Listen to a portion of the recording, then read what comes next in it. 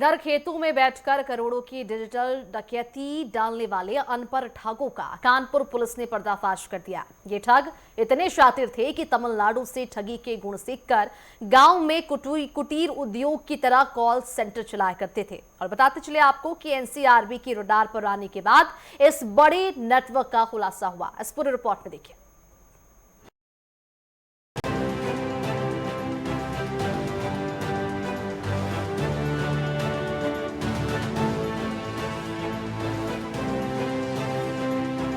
जब हम साइबर अपराध की बात करते हैं तो अक्सर दिमाग में किसी हाईटेक ऑफिस, चमकती कंप्यूटर स्क्रीन और सूट बूट पहने पढ़े लिखे हैकर्स की तस्वीर उभरती है।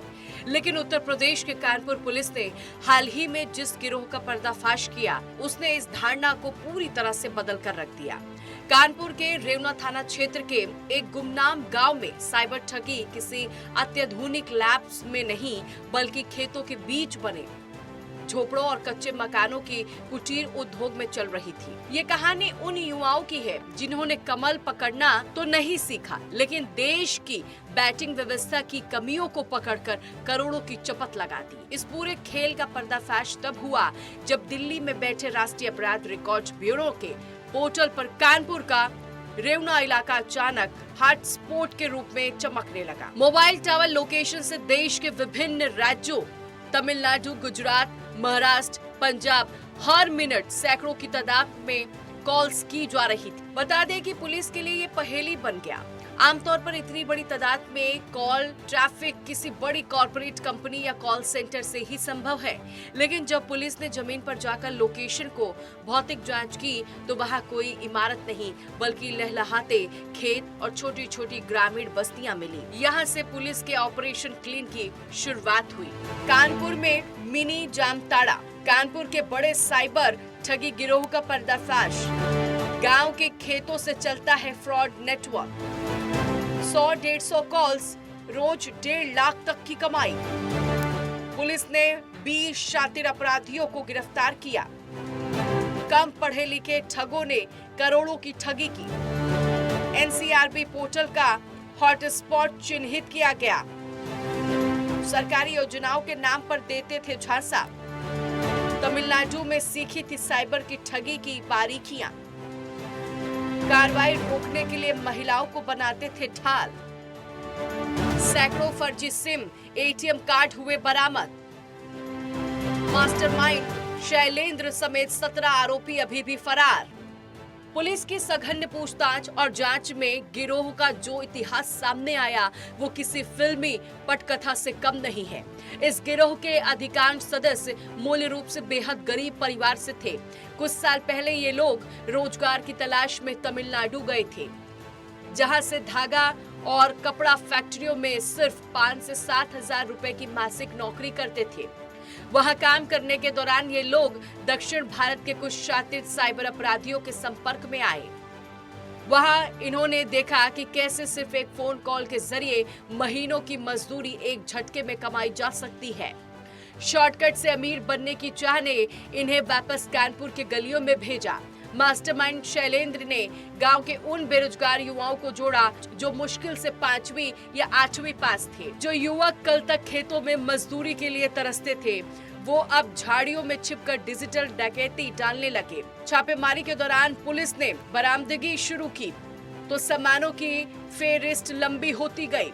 20 आरोपियों को रंगे हाथों गिरफ्तार किया गया, जबकि 17 अन्य भागने में सफल रहे। पुलिस को इनके पास से 289 अवैध सिम कार्ड, 50 से अधिक मोबाइल फोन, 40 से अधिक एक्टिव बैंक खाते, फर्जी एटीएम कार्ड, आधार कार्ड बरामद किया।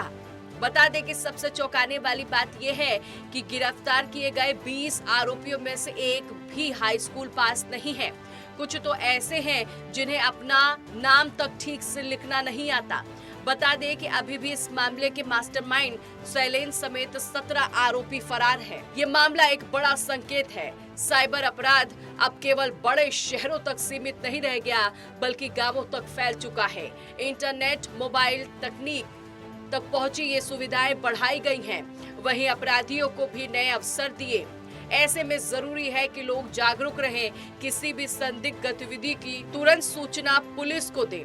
कुल मिलाकर कानपुर का ये मामला न केवल संगठित साइबर ठगी नेटवर्क का खुलासा है, बल्कि ये दर्शाता है कि अपराधी किसी तरह नई नई रणनीतियों के साथ समाज को निशाना बना रही हैं। पुलिस की ये कार्रवाई सराहनीय है, लेकिन साथ ही ये चेतावनी भी है कि साइबर सुरक्षा को लेकर अब से अधिक सतर्क रहने की जरूरत है। ब्यूरो रिपोर्ट, नेटवर्क 10 के लिए।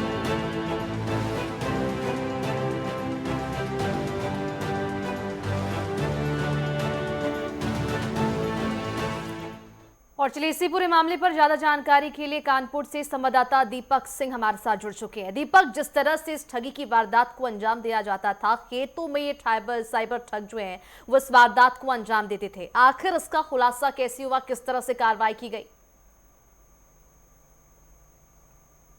बिल्कुल, आपको बता दें, कानपुर पुलिस ने जो है साइबर ठगी के एक बड़े गिरोह का जो है पर्दाफाश किया है। आपको बता दें कि कानपुर पुलिस को कई सारी शिकायतें जो है मिली थी। इसके बाद जो है जो क्राइम ब्रांच टीम है उसने बाकायदे एक प्लान बनाया और इसके बाद करीब 2 से 3 दिन तक लगातार वहां रेकी की गई। और इसके बाद जब ये पुख्ता हो गया कि हाँ, यहाँ पर जो है साइबर ठगी होती है और बाकायदे गांव के बाहर खेतों में जो है जो छोटी छोटी झोपड़ियां बना के जो लोग थे वो साइबर ठगी को अंजाम देते थे। बाकायदे पुलिस में जो है फिल्मी अंदाज में जो है पूरे खेतों में जहाँ झोपड़ियां बना के लोग काम करते थे उसका घेराव किया और ड्रोन कैमरे से निगरानी रखी ताकि कोई भी जो आरोपी है वो भाग न सके। तो पूरी तरीके से 20 साइबर ठगी के जो काम करते थे उनको 20 आरोपियों को गिरफ्तार किया गया और वहीं 17 जो आरोपी हैं वो अभी भी जो है फरार हैं। पुलिस का ये दावा है कि जल्द ही उन आरोपियों को भी गिरफ्तार कर लिया जाएगा। आपको बता दें कि ये जो मास्टरमाइंड शैलेंद्र है ये कुछ दिन पहले तमिलनाडु गया था और वहाँ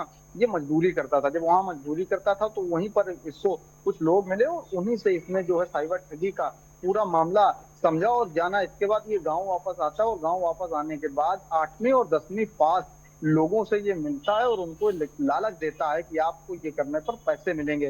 तो बाकायदे ये लोग जो है फर्जी सिम कार्ड, फर्जी आधार कार्ड लोगों को जो है एक दिन में कम से कम 150 लोगों को ये कॉल करते थे और उनको ये बताते थे कि आपकी सरकारी योजनाओं का लालच देते थे। उनको बताते थे कि आपका पैसा मिलेगा, चाहे प्रधानमंत्री आवास योजना हो या अन्य योजनाएं हो, उनको बताते थे। और 150 कॉलों में कम से कम 5 ऐसे लोग होते थे जो इनके झांसे में आ जाते थे और इसके बाद इनके बताए हुए अकाउंट या जो स्कैनर होता है फोन पे या गूगल पे में उस पे जो है ये लोग पैसा मंगवाते थे।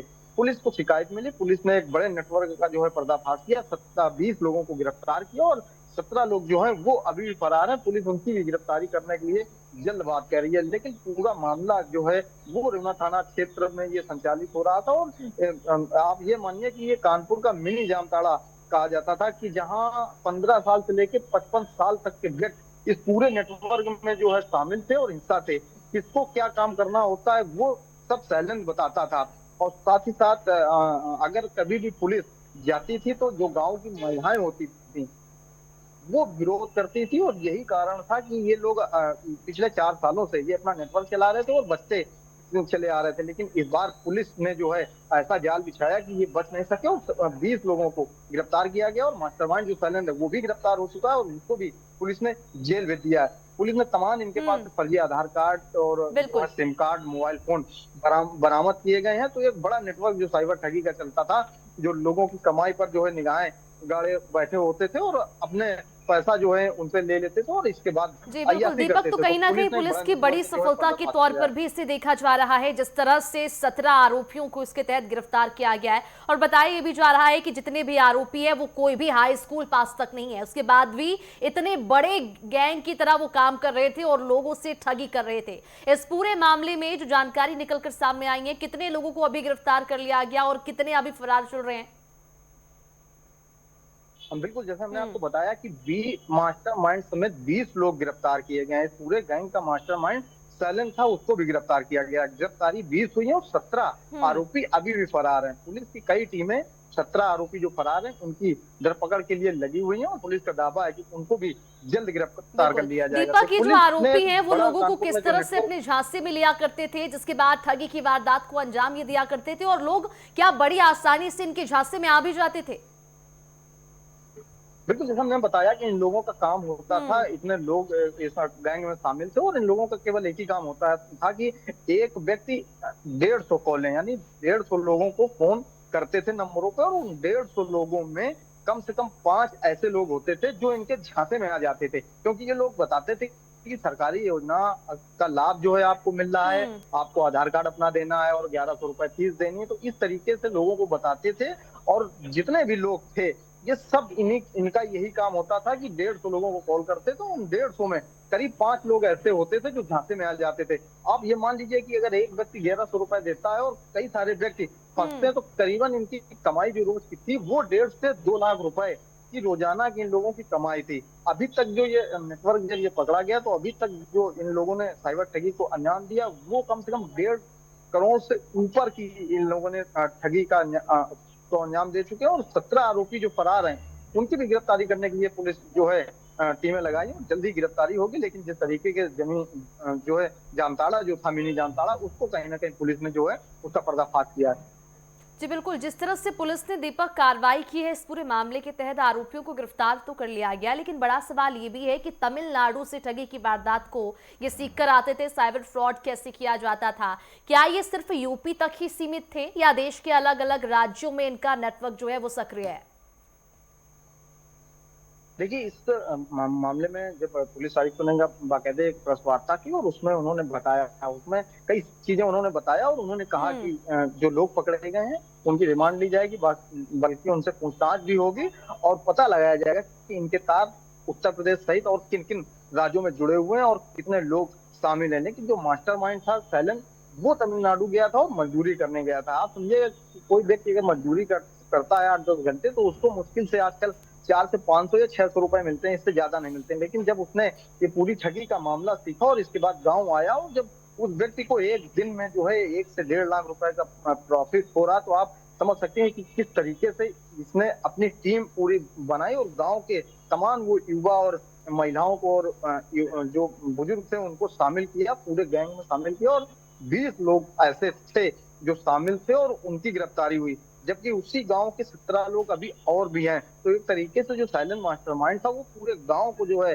अपने जाल में उसने फांसा और हम्म। साइबर ठगी का एक बड़ा नेटवर्क चला रहा था और लोगों को जो है लालच दे रहा था। जितने भी लोग हैं वो 15 से 55 साल तक की उम्र में के हैं और साथ ही साथ इनकी जो पढ़ाई लिखाई है वो 8वीं और 10वीं, इसके ऊपर ये लोग पढ़े नहीं है। तो कम मेहनत में शॉर्टकट तरीका अपनाने के चलते पैसा ज्यादा कमाने के चलते इन लोग ये जो है पूरा साइबर जी ठगी का बिल्कुल, तो नेटवर्क इन चला रहे अनपढ़ थे। ठगों ने करोड़ों की वारदात को अंजाम दिया, लोगों से करोड़ों की ठगी की है। इस पूरे मामले में आरोपी तो गिरफ्तार हो चुके हैं, लेकिन इनका नेटवर्क यहीं तक सीमित नहीं है और भी आगे जांच पड़ताल की जा रही है।